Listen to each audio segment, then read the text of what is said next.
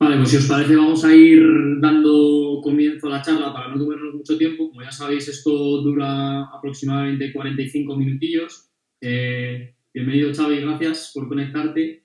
¿Qué tal, chicos? Bueno, gracias Álvaro a ti por invitarme. Un placer. Bueno, pues como te comentaba ayer, que hicimos un poco de trampas y estuvimos charlando, preparando un poco esto. Open Tribal al final es una iniciativa de Tribal Worldwide que trata de poner sobre la mesa, en base a la experiencia profesional de gente como tú, ¿no? De otros sectores, que tenéis mucha información y mucha luz que arrojar a nuestro día a día y a nuestras tareas diarias, a nuestras labores con los clientes. El objetivo al final es que pongáis toda vuestra experiencia sobre la mesa y que nosotros interpretemos esa información, o saquemos insights relevantes para aplicar luego a nuestro día a día.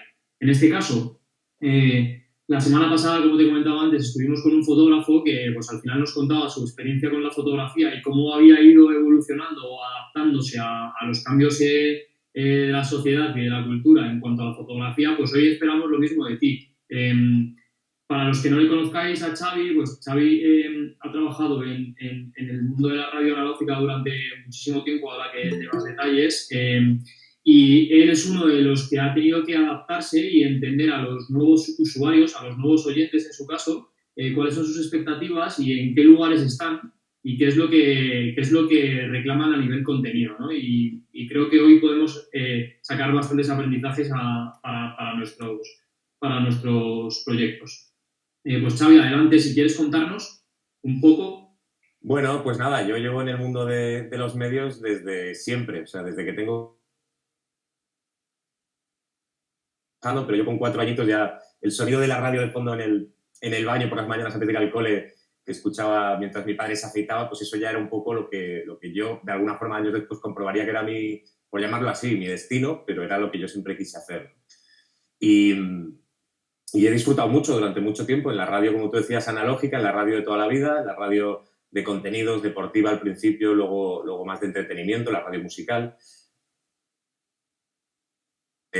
Pues de generar contenidos, como por ejemplo en su época Euroclub en Europa FM, que fue un programa de tarde que recuperó el fenómeno fan.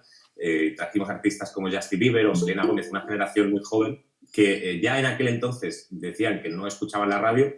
Y fue muy bonito ver cómo sí que cuando tú le das un contenido a una audiencia en concreto que tiene un sentido y que realmente lo quiere disfrutar, pues vuelven al medio, ¿no? Y escuchaban la radio y se generó algo muy bonito. Ahí entendí, por ejemplo, en esa época lo importante que iba a ser el uso de las redes sociales.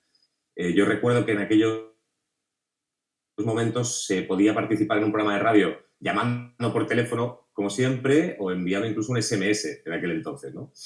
Y yo decidí cargarme eso y introducir Twitter, que era una herramienta que estaba empezando, y yo dije, vamos a poner un hashtag cada día y comentaremos el programa con todos los oyentes y con todo lo que pasa aquí. Y, ostras, y cada día empezamos a ser trending topic por el uso de ese hashtag, simplemente porque la gente estaba comentando a tiempo real y era una sensación muy, muy, muy refrescante, ¿no? Era una cosa muy, muy sorprendente. Y a partir de ahí, bueno, pues luego me marché a Madrid a fundar con el grupo COPE la emisora Megastar y luego pues me marché a los 40 a presentar Lo Más 40 y hacer otro tipo de formatos ya también como productora, como el Real, con entrevistas en profundidad a artistas. Eso era un formato más enfocado a la tele, pero que se consumía solo en YouTube, en el YouTube de los 40. Y bueno, pues hemos tenido a gente como Coldplay, como Ed Sheeran, Pablo Alborán, en fin, historias muy bonitas y como muy, muy profundas con ellos, son charlas bonitas. Y nada, o sea que un poco ese ha sido mi camino en los medios convencionales hasta ahora. Bien. Yo lanzaba esta pregunta de quién es Xavi Martínez y al final creo que la mejor forma de conocerte o de conocer tu lado profesional es hablar desde las diferentes fases o de los cambios a grandes rasgos que han ido sufriendo los medios de comunicación, en este caso sobre todo los medios que se basan en la voz, ¿no? En contenido de audio. Pasaremos, pues, hablando un poco de cuál era el paradigma de la radio analógica y cuáles eran los oyentes o qué tipo de oyente estaba detrás de la radio y qué propuesta de valor ofrecía o qué expectativas tenían los usuarios que escuchaban la radio, los oyentes, pasando luego a a descubrir formatos que vienen a sustituir o que vienen a alejar un poco la radio convencional de los oyentes, y luego pues un poco hablar de últimas herramientas que están teniendo éxito o que han llegado para arrasar a lo que creíamos que era el presente, como por ejemplo herramientas como Podimo, en las que tú tienes mucho que contarnos porque estás, eres dueño de uno de los podcasts más guays de Podimo, y bueno, pues al final lanzaremos algunas preguntas acerca de quién es el usuario del futuro y cuál es el lugar que deben de adoptar las marcas, porque aquí tenemos compañeros conectados de la agencia que les puede interesar, ¿no? ¿Cuál es el lugar de las marcas en todos estos o en todas estas plataformas? Por comenzar, como te decía, es verdad que al final el usuario actual o el oyente ha tenido que adaptarse a una velocidad tan rápido que te lo pensaba yo antes, ¿no? Ha sido tan rápido que hay veces que no nos da tiempo a darnos cuenta de lo que estamos haciendo, ¿no? De repente, yo recuerdo, ¿no?, de estar escuchando la radio cuando iba a trabajar o cuando me iba a la universidad, a de repente hoy, que por las noches o en mi rato libre me conecto a Clubhouse para escuchar las salas que están abiertas, ¿no? Entonces, pues quería, incluso aquí pongo estos 3 puntos ahí para que nos acompañen durante la charla, para que sirvan de referencia, pero quería que nos contases un poco eso, ¿no? ¿Cuál ha sido el cambio de la radio que hacías hace años y lo que estás haciendo hoy? Bueno, yo creo que la radio, por ejemplo, la radio convencional está intentando seguir otro camino que creo que es un poquito más salvador. La radio musical creo que se está suicidando. ¿Por qué? Porque ya no somos, los medios convencionales ya no somos los dueños de la música, por ejemplo, ¿no? O sea, hace años tenía sentido. Cuando la gente descubría las canciones de la radio no había más plataformas, tú no podías hacerte tus playlists de Spotify, ni de Apple Music, ni tenías YouTube. Y la fuente de descubrimiento musical, de entretenimiento, era eso, la radio musical.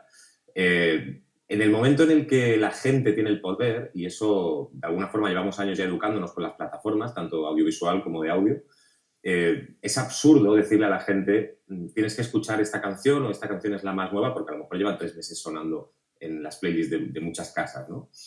Y luego, pues, ofrecer un contenido que sea, ya te digo, con canciones que tú decides como radio cuáles son las que tienen que ir sonando, con una rotación muy alta, con publicidad de por medio y sin un contenido que la gente pueda disfrutar luego a la carta. Es decir, si la radio musical no se plantea, por ejemplo, crear una parrilla alternativa a la FM pura, que por estudios de mercado lo que sabemos es que la gente consume la radio musical en el coche, en el 90% de las ocasiones, y en trayectos de 15-20 minutos, que normalmente son ir al trabajo, llevar a los niños al cole o, bueno, en fin, desplazamientos en coche, 15-20 minutos. Claro, eso puede tener un sentido como hilo musical. La radio musical, si la escuchamos hoy, nos damos cuenta de que son locutores que hablan cada 5 o 6 canciones, 15 segunditos, te dan el título de la canción, el año de la canción y dices, pues si eso está en Wikipedia, ¿no? ¿Qué valor me estás aportando? Bueno, pues el valor humano se ha perdido. Esa cosa tan bonita que tenía la radio del prescriptor, de me cuenta noticias, me acompaña, me explica curiosidades de este artista o cosas del mundo del show business, de lo que sea, se ha perdido. La radio musical está en un camino ahora mismo en el que, bueno, cero riesgo, vamos a intentar sobrevivir a esto, y eso para mí se traduce en morir lentamente, porque no se están preocupando en generar contenidos que la gente luego pueda consumir cuando le dé la gana, ¿no? Lo dicho, ya no le puedes decir a la gente, ponte hasta ahora a ver un programa de televisión y siéntate en el sofá como hacíamos hace años. Ahora la gente, pues, A3 Player Premium y se lo pone a la carta, o, en fin, si te pilla bien cenando te pones el hormiguero, pero en general somos la generación de HBO, de Netflix, de nos adaptamos los contenidos a nuestra vida. Ya no los medios nos obligan a sentarnos a una hora. Nosotros adaptamos a los medios y sus contenidos a nuestra vida. ¿Qué ha pasado con la radio? Creo que ese es el problema, que no has sabido identificar a tiempo que había que ir generando un engagement con una audiencia para que te pueda disfrutar en sus momentos y adaptarte en esos huecos de su vida, ¿no? Al final la radio musical compite con un timeline de Twitter, compite con Clubhouse, compite con Instagram, con los stories, es puro entretenimiento y hay que, joder, si queremos que la gente nos haga caso, tenemos que ofrecer contenidos de calidad. No nos van a seguir solo por la prepotencia, ¿no?, de que nosotros creamos que llevamos toda la vida y que somos un medio, bueno, no. Entonces, creo que está faltando eso. Ha cambiado todo porque los canales se han adaptado, los canales digitales se han adaptado al nuevo consumo y hábitos de consumo de la gente, y los tradicionales van un poco lentos. El otro día me planteaba, Álvaro, por qué un programa como La Vida Moderna de Broncano en la radio no se hizo en los 40. Se hizo en la SER, en la cadena SER, un programa que se emitía a las 4 de la mañana, pero que su éxito nace del podcasting. Mucha gente cuando los empiezan a conocer, nadie sabe que ese programa es de la radio, ¿no? Luego porque ves el logo de la SER, pero tú te lo comes por el podcast, igual que con La Resistencia. Yo descubrí La Resistencia en YouTube, no en Movistar, en Cero. Yo a las 12 de la noche no estoy viendo La Resistencia. Creo que estamos ahí, igual que Berto y Buenafuente con Nadie Sabe Nada, que es puro podcasting que luego se emite los sábados en la SER, pues porque lo ponen ahí, pero ahí está para mí el futuro del medio.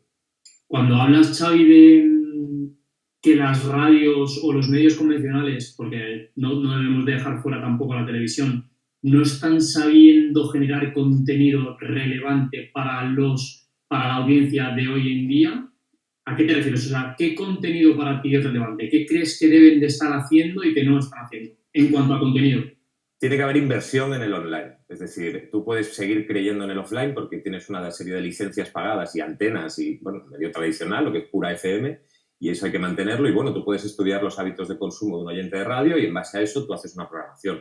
Pero yo creo que hay que invertir muchísimo más en lo otro. Es decir, había un miedo, por ejemplo, en los 40, ¿no? Es que si ponemos más palabra y hay más programas y hay más contenido, nos dicen los estudios de mercado que la gente se va, cambia de emisora, solo quiere 4 canciones y que no le moleste. Bueno, a lo mejor en el EGM, que es el Estudio General de Medios, que es lo que mide las audiencias de radio, pierdes en un año 1 millón de oyentes. Teniendo 4, a lo mejor bajas a 3.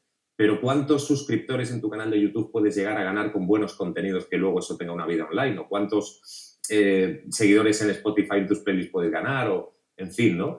Yo creo que las audiencias están fragmentadas y ahora ya hay que empezar a tener en cuenta que, por ejemplo, una radio como Los 40 puede vender a sus clientes que tiene tanta audiencia y es esto del EGM, aquí tantos seguidores en Instagram, aquí hacemos estos formatos en Stories, aquí hacemos esto en Twitter, aquí hacemos esto en YouTube. Bueno, es otro tipo de audiencia y creo que es la de hoy, ¿no? Y Javi, una cosa que me pregunto un mogollón de veces, ¿qué ha ocurrido con la gente que antes te escuchaba en la radio y ahora que no estás en la radio? O sea, me refiero, ¿dónde está la audiencia de la radio convencional? ¿Sigue en la radio convencional? ¿O está en la radio convencional y está en las nuevas plataformas digitales? ¿O ya no está en la radio convencional y se ha ido radicalmente a plataformas convencionales, o sea, digitales y consumo de audio bajo demanda? Los que te seguían por el contenido que en este caso yo creaba, están en las plataformas, están en las redes, me siguen en Instagram, me siguen en Twitter o en el podcasting, por ejemplo. Y esos son los más jóvenes, o sea, los que han dejado de consumir radio, eso es una realidad. Por eso hablaba antes de un suicidio, es decir, a veces hay que ser valiente e intentar decir, ostras, si el consultor me dice que voy a perder oyentes en lo que es la audiencia convencional, vale, puede que los pierda de forma inmediata ahí, pero si gano suscriptores en el otro mundo, en el mundo de a la carta, del podcasting, del consúmeme cuando tú quieras, ahí estoy generando una cantera de gente y que mi marca vuelva a ser relevante entre el público que en los próximos años va a consumir mis contenidos y me va a dar de comer como empresa. Entonces, una cosa creo que es la muerte lenta y la otra es intentar sobrevivir en un mundo muy competitivo. Totalmente de acuerdo. Pero yo creo que mis oyentes, muchos están ya en las redes, sí. O sea, en las redes hablamos de redes sociales, ¿no? Sí, en las redes sociales y también incluyo ahí las plataformas como, por ejemplo, Podimo, que es donde yo produzco Seven, el podcast de entrevistas Ahora solo hablamos justo de esto. Quería invitar a la gente que se ha conectado a que si tiene alguna pregunta la lance por el chat y la vamos leyendo, vamos aquí improvisando. Qué guay. Y antes de pasar a lo que para mí es el presente, quería preguntarte si hablamos de la radio como pasado. O sea, si sentenciamos que la radio es el pasado o creemos que aún hay un halo de esperanza para la radio para seguir diciendo que la radio es presente. No, es presente y futuro. Para mí la radio es la inmediatez absoluta y siempre va a existir a nivel de eventos, un partido de fútbol, igual que la tele. El directo siempre estará en un partido de fútbol, en unas elecciones, en informativos de última hora. Eso es insuperable. Tú puedes hacer radio con un móvil a día de hoy y una voz y estar en el campo entre las ovejas y hablando de Donald Trump. O sea, no hay medio que supere eso. La tele necesita estructura, cámaras. Y luego la radio tiene otra cosa muy bonita, que es que tú puedes consumirla mientras haces otras cosas. Tú puedes estar cocinando y consumiendo la radio, o dibujando, o trabajando. La tele no, la tele te obliga a tener el sentido de la vista puesto ahí y te... Bueno. Yo creo que sí, el tema es adaptar contenidos a eso. Es decir, habrá contenidos que siempre serán live y habrá contenidos que hay que generarlos para que la gente los consuma cuando quiera. Pero tiene mucho futuro y luego creo que quieres hablar de Clubhouse porque me lo chivaste ayer, pero es radio pura. Estamos haciendo radio en Clubhouse, no deja de ser radio. Justo te iba a preguntar, pero luego te lo pregunto. Recuérdame que te hagas esta pregunta luego. Vale, pues aquí he recuperado un verbatim de Ari Shafir, que es un tipo que en Estados Unidos lo está petando en cuanto a podcast, a generación de contenido en podcast, y lo que viene a decir es que cuando Joe Rogan, que es otro de los pioneros en el podcasting en Estados Unidos y que son los primeros que empezaron a pensar en cómo migrar ese contenido y cómo migrar la audiencia a este tipo de formatos, este se planteaba, ¿no?, el qué hacer, o que los amigos le ayudaran o le dieran pistas de cómo hacerlo bien, ¿no?, en los podcasts. Y él le contestaba, Ari Shafir le decía que lo que tenía claro es que no podía generar un audio o un contenido que superara la hora, que a los minutos 59 y 59 segundos debería de acabarse si no es menos tiempo, ¿no? Y al final él mismo dice que se daba cuenta de que era erróneo. Y esto me da pie para preguntarte si el tiempo es una variable indispensable a tener en cuenta para el éxito de este tipo de formatos. Sí, a ver, los que más tiempo llevan estudiando el podcasting te dicen a priori que un gran podcast, para que se consuma a nivel masivo, debe durar unos 20 minutos 30. Es lo que te dicen, que es porque al final es adaptarlo a trayectos también, ¿eh? Incluso pues, el momento en el que cocino, el momento en el que voy a ducharme y me visto y me arreglo, el momento en el que... Bueno, pero luego el podcast tiene otra cosa que es maravillosa, yo estoy muy de acuerdo con que estaba equivocado, porque... en la radio, por ejemplo, estabas limitadísimo. Yo me acuerdo que entre que hay que lanzar una canción, ahora viene cuidado que hasta el público es este y este contenido no lo soporta y hay que hablar de otra cosa y dirígete a este público de esta forma. No, en el podcasting es tan libre, es tan real, que al final cuando tú haces algo de verdad, lo que sea en la vida, en tu trabajo, con tu familia, con tus amigos, cuando tú eres de verdad, eso la gente te lo compra y la gente quiere tenerte cerca. Y el podcast tiene algo de muchísima realidad, de mucha verdad. Entonces tú puedes estar... Es que depende del formato, pero en el mío, por ejemplo, charlas, entrevistas, pues a lo mejor tendría que haber dejado la de Laura Pausini en su día en 40 minutos o 30, pero la conversación era tan bonita y contaba tantas cosas tan interesantes que la dejé en 1 hora y pico. No podía editar eso, no podía cortar partes porque me parecía injusto de cara a la audiencia. Digo, se van a perder esto, es precioso, ¿no? Y tengo esa libertad. Un capítulo puede durar 1 hora, otro capítulo dura, el de María Pombo dura 31 minutos, el de Iñaki Gabilondo dura 40, el de Dani Martín 35. Bueno, no estás limitado y eso también es la magia del podcasting. ¿Tú recibes feedback directo hablando de Podimo y de Seven, de tu podcast, te escribe la audiencia para decirte, oye, me parece muy largo, oye, me parece muy corto, joder, cuando cortas a 30 minutos me encantaría seguir escuchándolo 1 hora? O sea, tú tienes feedback directo, tienes el pulso de los gustos o de las preferencias de la audiencia que está en Podimo. No, la gente nunca me dice esto ha sido muy largo, esto ha sido... Alguno que le ha gustado mucho sí que el fan, por ejemplo, de un artista o algo te dice, joder, se me ha hecho corto. Bueno, pero eso es lo típico, ¿no? Es por... no, lo que sí tengo es una herramienta muy interesante que tenemos en Podimo, que es que podemos ver el ratio de finalización del capítulo. Cuánta gente se queda en la mitad, en qué minuto lo dejan, quién lo ha consumido entero. Entonces tú te das cuenta realmente que los más largos son los que tienen un porcentaje de finalización más bajo. Y los más cortitos, pues la gente se los come y los consume al 100%. Ese es el único indicador. Me pregunta Dani aquí por el chat, Dani Llorente, un compañero de Dani. Dice que su visión es que los podcasts son por ahora la última frontera por colonizar. Y te pregunta que cómo crees que puede impactar cuando las marcas quieran introducirse. Si crees que puede perder esa esencia y esa frescura. No, yo creo que, bueno, de hecho hay un dato muy interesante. El podcast ahora mismo está en expansión absoluta. O sea, y desde el confinamiento ha sido en concreto en Europa, o sea, en Europa mucho, pero en España en concreto una barbaridad. El país que más ha crecido en consumo de podcasting. Es verdad que Estados Unidos lleva ya muchos años profesionalizándolo y es otra película. O sea, ellos siempre nos sacan 4 o 5 años en tendencia normalmente. Pero aquí, por ejemplo, ya hay muchos podcasts patrocinados, muchos. Las marcas están muy interesadas y al final...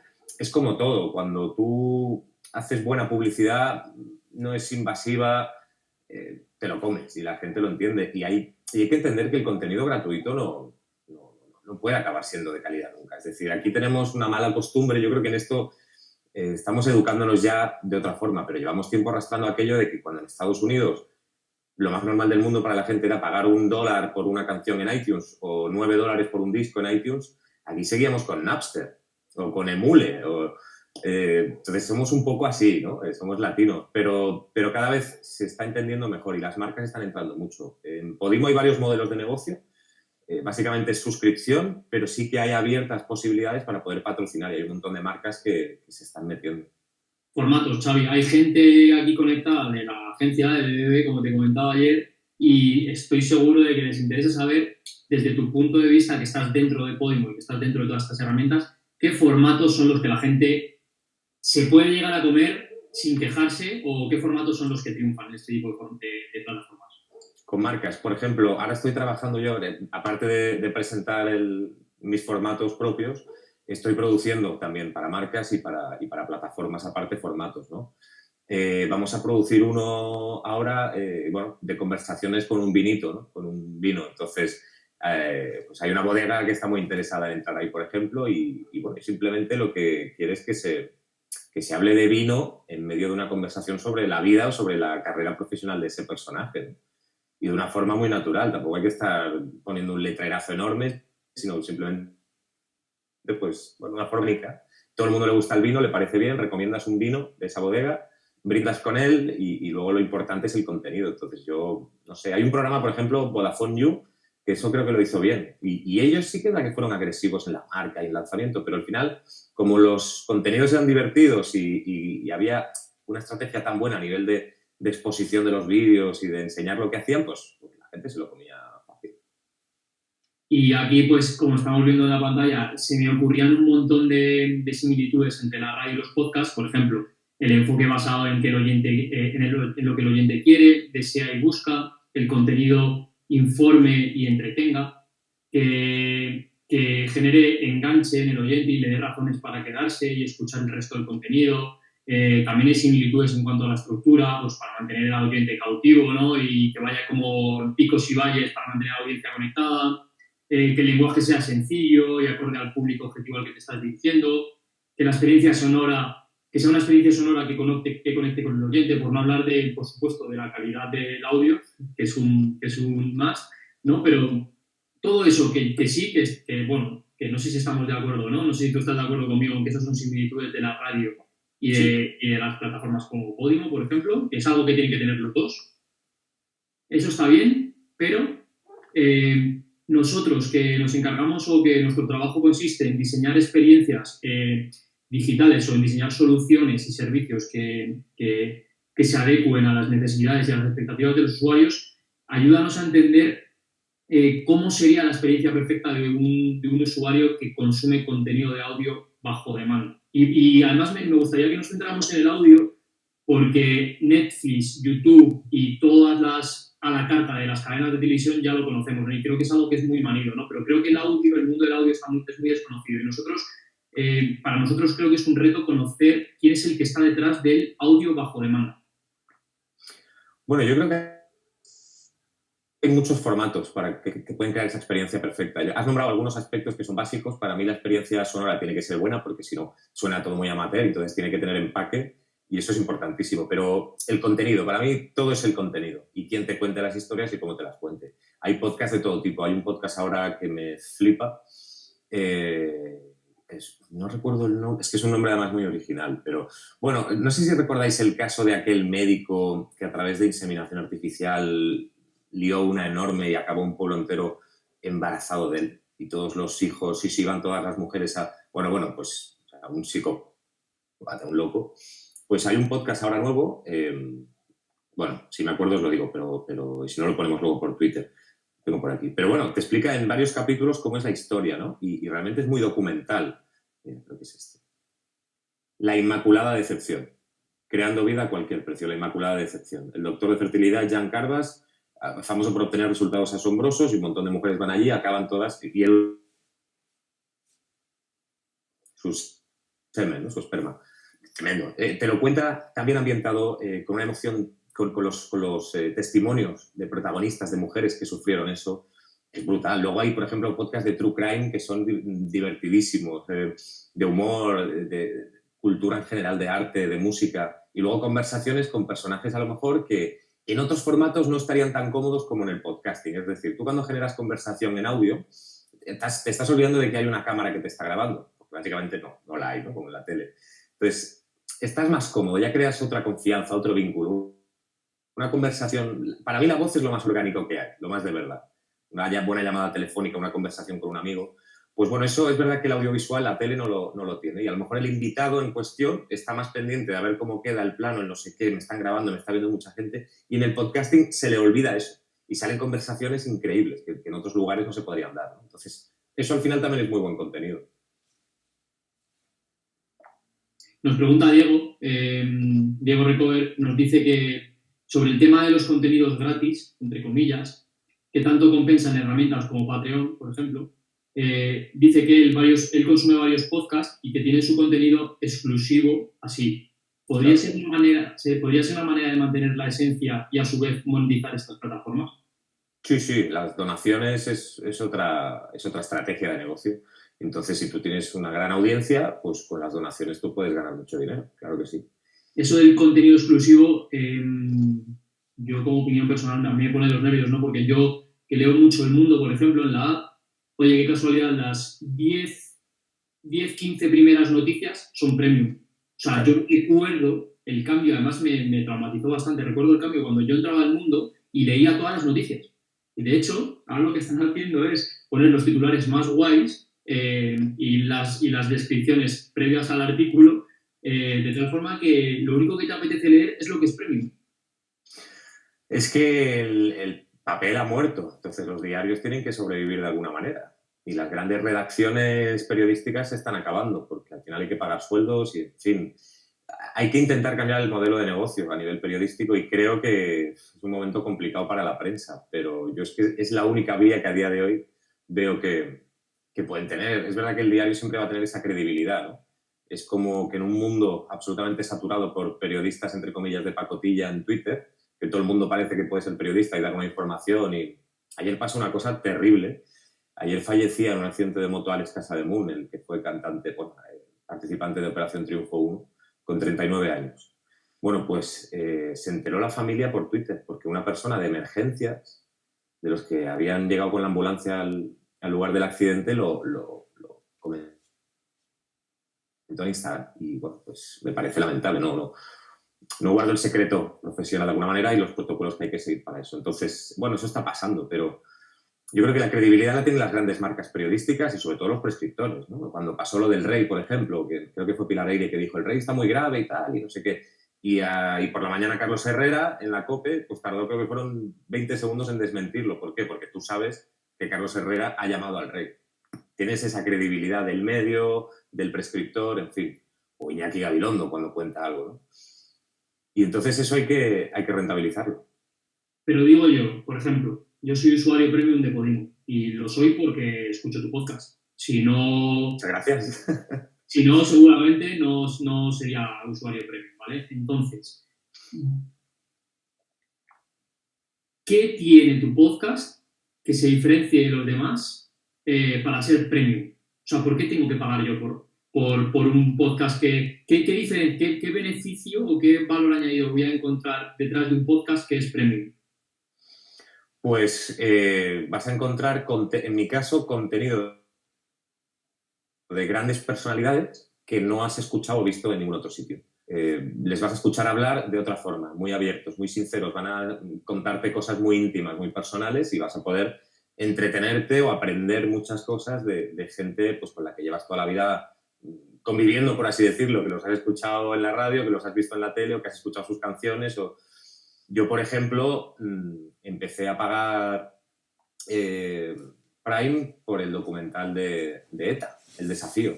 Me hablaron tan bien de él y luego realmente me encanta Prime y tengo un montón de cosas ahí. O sea que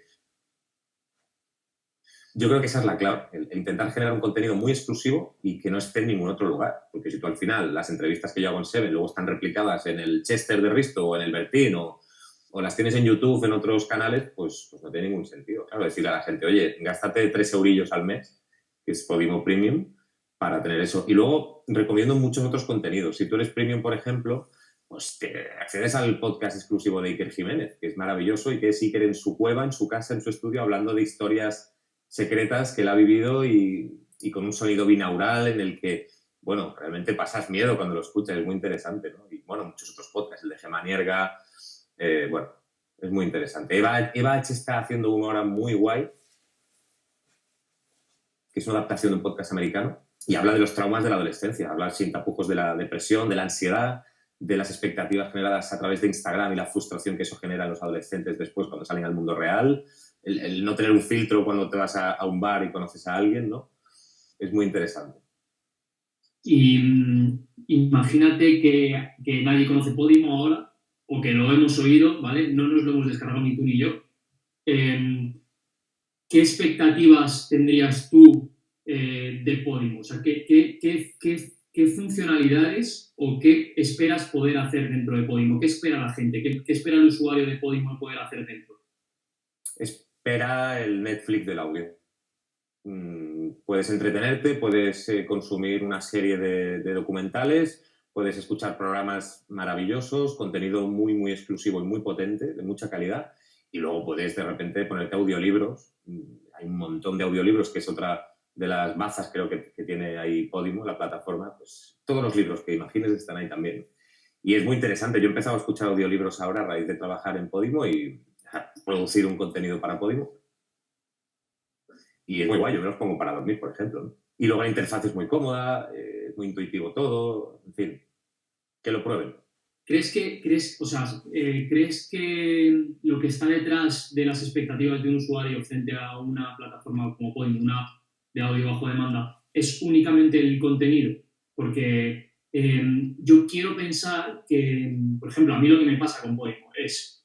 está muy bien, pero me parece que se genera una conversación que no es bidireccional, es unidireccional. Yo entro a Podimo, consumo contenido y me voy.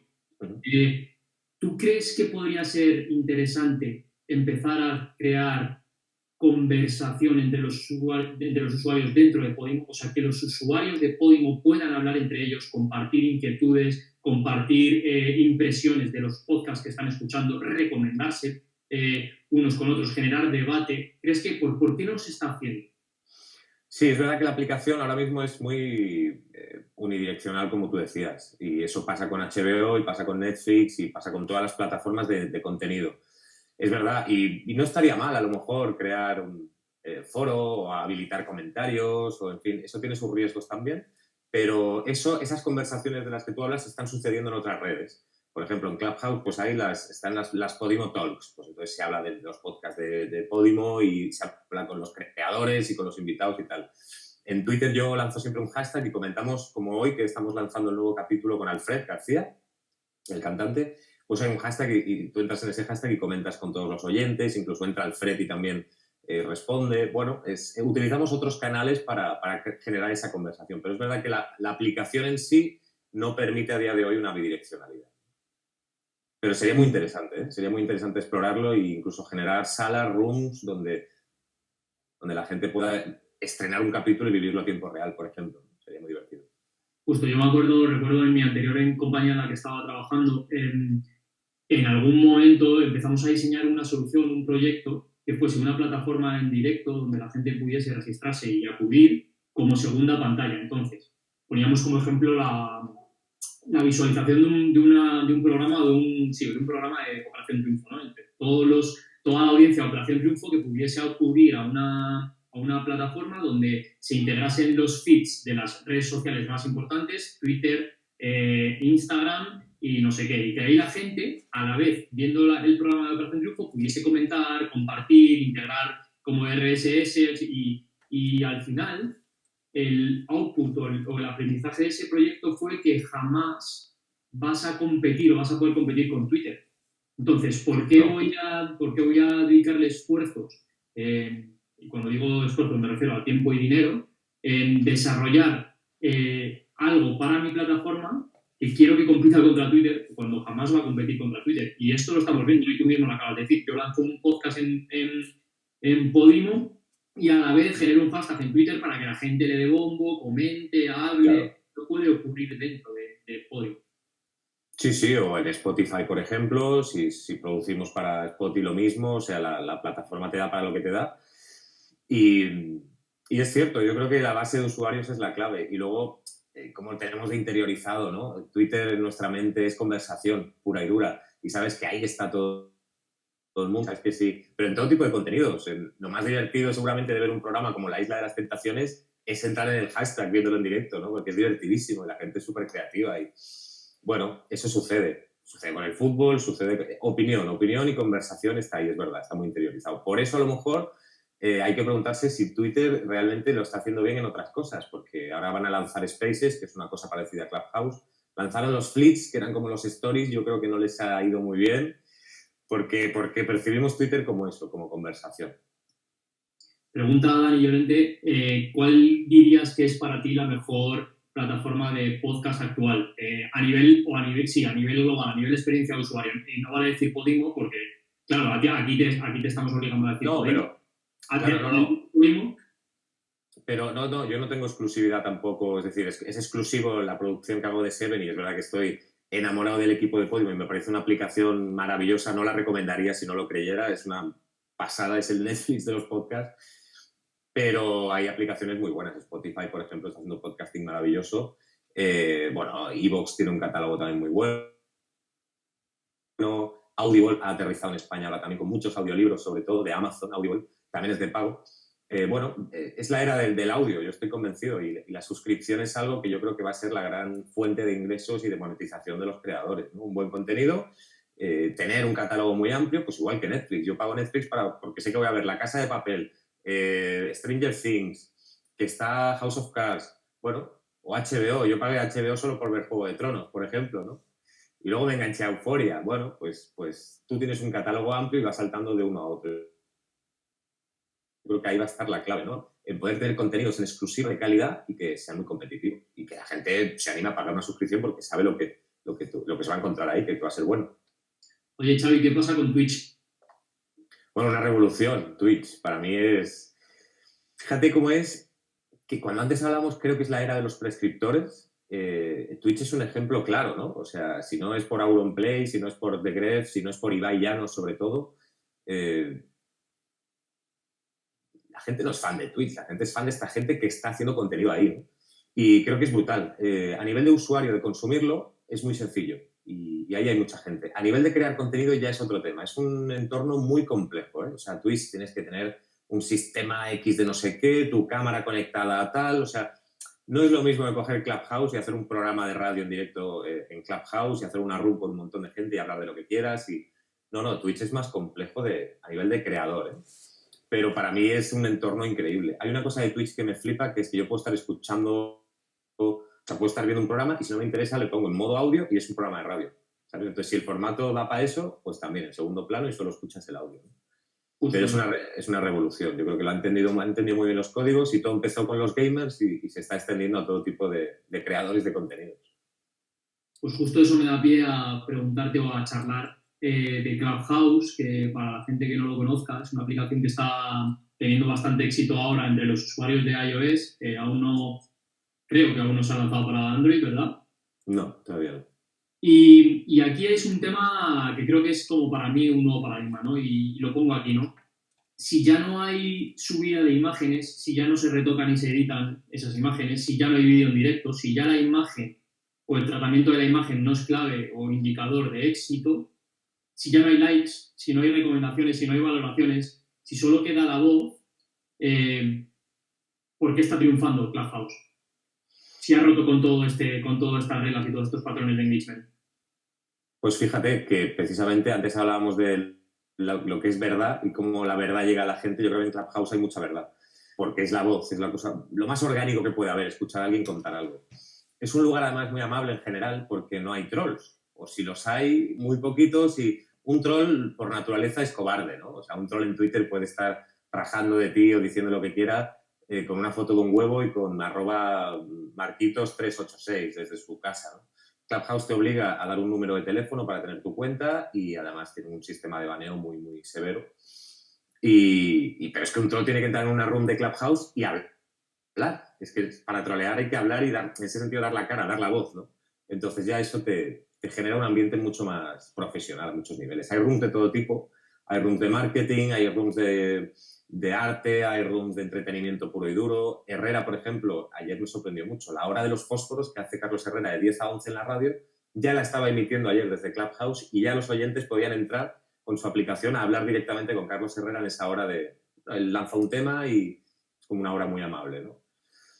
Y yo ahí estoy disfrutando mucho. Estoy haciendo un formato que es el de Vinos Con, por ejemplo, con artistas y charlamos. La gente puede... Hay un botoncito que es levantar la mano y todos los que están en la audiencia que nos ven arriba a hablar pueden subir en cualquier momento y hablar con nosotros. Les damos paso y se genera una conversación increíble. O otro tipo de personajes. Tú estás con alguien de la música y de repente está el presidente de una compañía discográfica escuchando y se sube a hablar.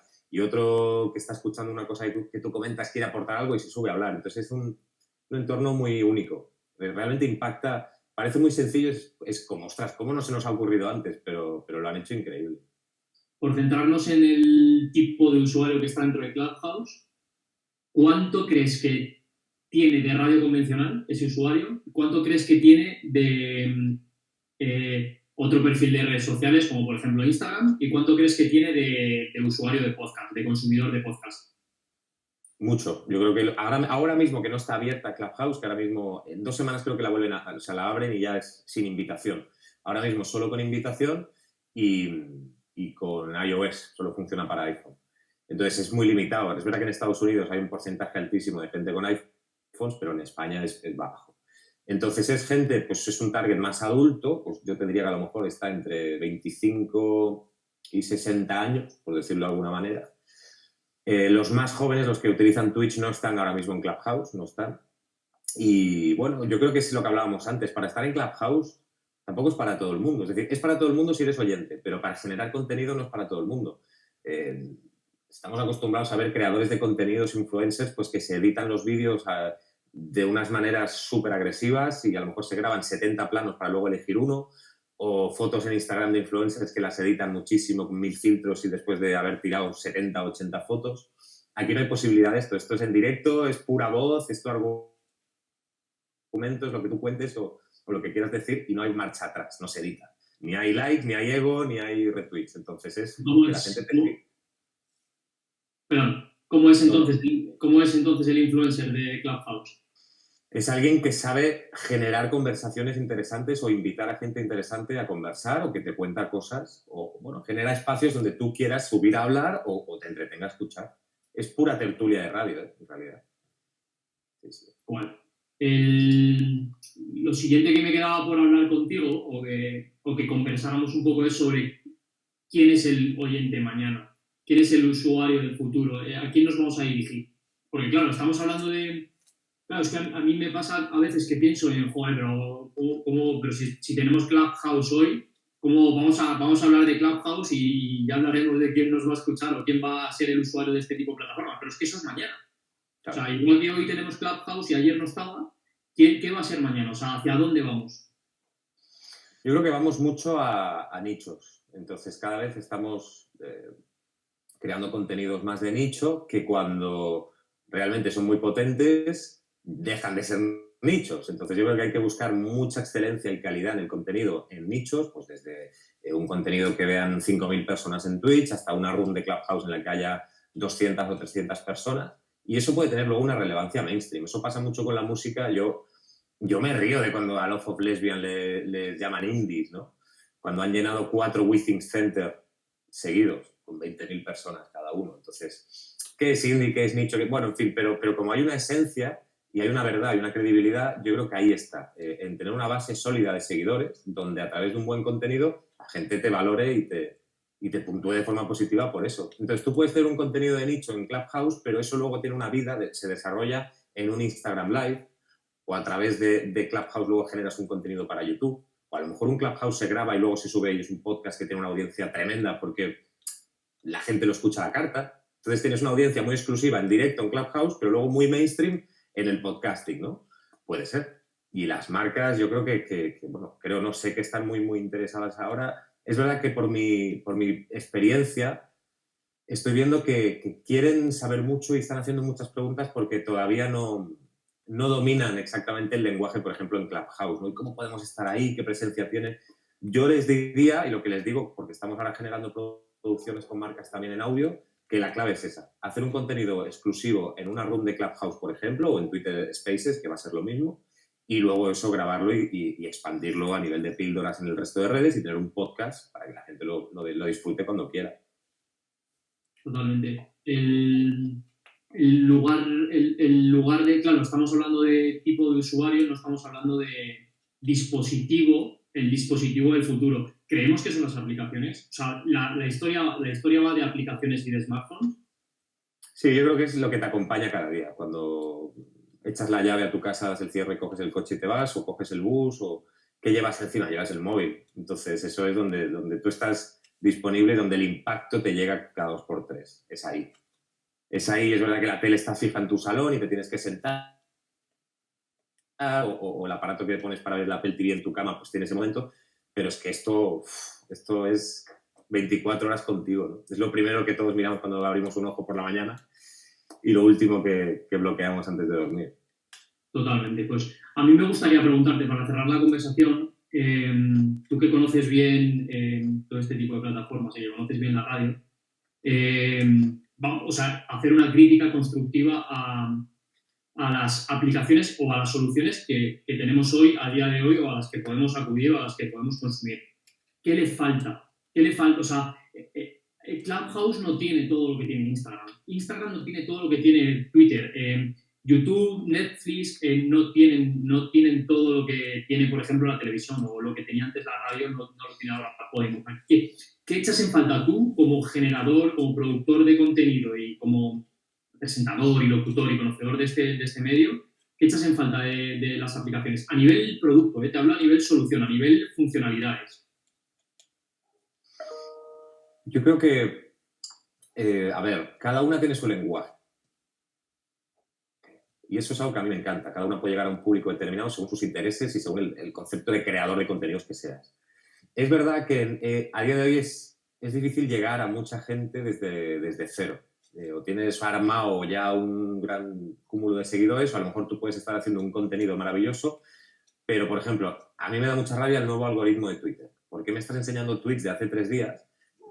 Por lo que tú crees que a mí me interesa o me gusta cuando ya me he enterado de todo eso, ¿no?